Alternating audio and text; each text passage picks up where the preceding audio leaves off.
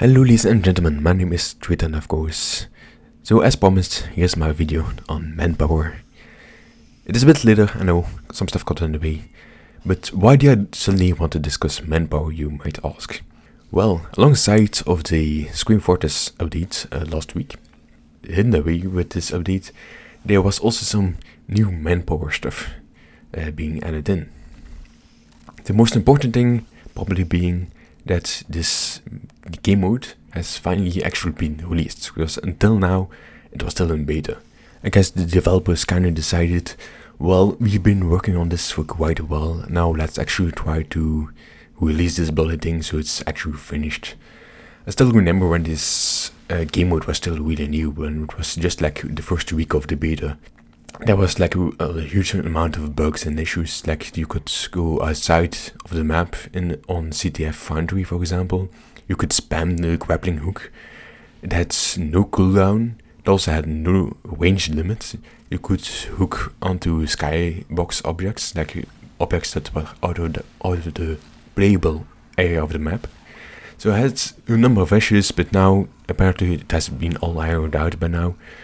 And it actually feels like a pretty solid game mode. I've played around before this commentary, of course. And actually feels fairly finished. You don't have those problems anymore where people hook and fly through the air, and you don't have all that stupid, silly stuff that doesn't really belong in the game. But with this release also there has been a new map introduced, which is called CTF Hellfire. And this, my opinion of this map, it's weird to explain. It kind of feels like it's dead. It doesn't feel alive. There aren't a lot of props. A lot of rooms are just completely empty without anything. Maybe it's because the map is a little bit washed. I mean, they did post that blog post about like 1-2 months ago. I mentioned this in my latest video about the Scream Fortress update. About the blog post, they did state that they were going to like actually work on releasing this map before they go on to the next update. And maybe they only try to do it in like 1 month. Maybe that's the reason. It seems a bit washed. It seems dead. It's dark. It plays really well. The gameplay is just fine, really, at least for a Mannpower map. But it just feels like it's dead. This doesn't feel alive. This doesn't seem like a map people go to do things, you know. But again, like maybe to rush it, there's probably going to be an update at the end of this year. They are probably working on it right now. I hope it's probably the matchmaking. Maybe that's the reason why they just try to finish this as soon as possible and just like, hey guys, let's just release this bloody thing. Let's take this out of beta and then move over to something else. But regardless, also there has also been new models for the power-ups. I'm not sure if this was added in the recent update last week, but I'll admit I haven't played Mannpower like a really long time, so I don't really know what's actually new.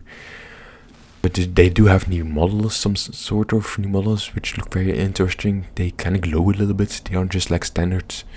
And they also have like a color. Speaking of the new power-ups, they have also 3 new power-ups being added. The first one being Plague, which kind of says, and this confuses me a little bit, I haven't tried out this power-up because they haven't actually picked it up yet. It says touching an enemy will give them a plague. What do they mean by touching, I wonder? Do they mean actually like just shooting at them? Do they mean melee hitting them, or actually physically like bumping into them? That's kind of what I wonder. But this does seem like a pretty bad power-up, to be honest. Again, I haven't actually tried out the power-up yet. The next one is King, which is a pretty good one. This is a group buff, kind of.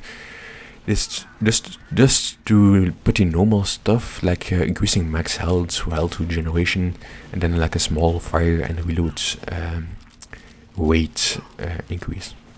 But these stats was also increased to the nearby teammates, which I kind of wonder, does this stack with their power-ups? If, for example, I have King and the person next to me has, for example, regeneration, will that regeneration stack? Will he get twice regeneration? That's what I wonder.